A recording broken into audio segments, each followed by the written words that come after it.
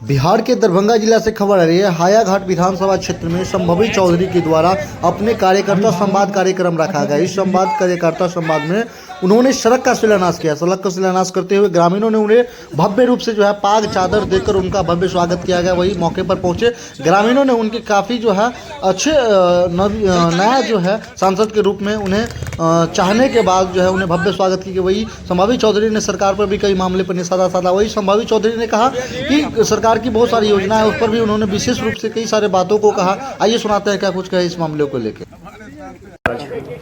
कार्यकर्ता सबसे मिलने, कार्यकर्ता से संवाद करने, जनता से संवाद करने, यही हमारा उद्देश्य है। प्रयास करते हैं हमेशा कि कुछ महीने में हर प्रखंड घूम लिया जाए। बहुत बड़ा क्षेत्र है, प्रखंड भी बहुत सारे हैं, 6 विधानसभा है। तो हमारा यही प्रयास रहता है कि जैसे जैसे समय चलते जाए वैसे वैसे जनता के बीच में आए और उनसे संवाद करें, उनकी समस्याओं को सुने, क्योंकि हम लोग जनप्रतिनिधि हैं और जनप्रतिनिधि के लिए आवश्यक है कि जनता से जुड़ के रहें।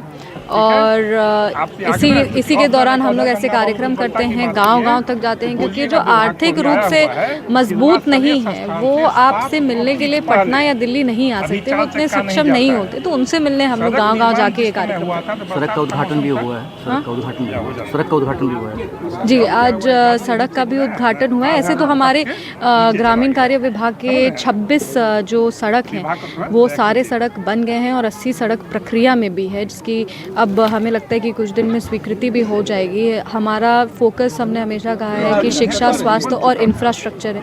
अभी भी बहुत सारे ऐसे, जब हम चुनाव प्रचार में घूम रहे थे, बहुत सारे ऐसे गांव थे जहां तक रोड नहीं था, जहां की महिलाओं जो हमारी बच्चियां हैं उनके पास सेफ एक इंफ्रास्ट्रक्चर, सुरक्षित माहौल नहीं था कि वो पढ़ने जा सके, सही समय पे हॉस्पिटल पहुंच सकें। तो इसी के लिए हमने ये सोचा है कि नहीं, हमें एक इंफ्रास्ट्रक्चर भी तैयार करना है और उस पर बहुत तेज़ी से काम चल रहा है। आभार व्यक्त करेंगे हमारे ग्रामीण कार्य के मंत्री श्री अशोक चौधरी जी का, जिन्होंने जब चुनाव, वो हमारे पिताजी भी हैं और चुनाव में आए थे तो उन्होंने वादा किया था कि नहीं, यहाँ पे जितनी भी सड़क है सबका चौड़ीकरण होगा, सबको सुंदर बनाया जाएगा, और वो उस पर काम कर रहे हैं।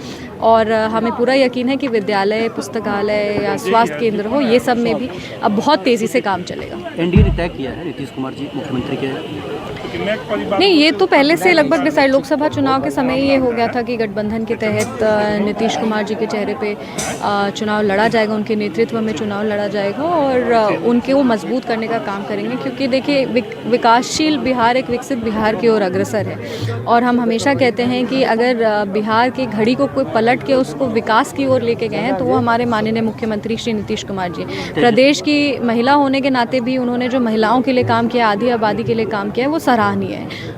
तेजस्वी यादव ने कहा कि 2500 रुपये हर एक महिला के खाते में चला जाएगा। तो वो तो जुमलेबाजी का राजनीति हमेशा करते हैं। वैसे तो लोकसभा के समय भी उन्होंने बहुत सारे वादे किए थे।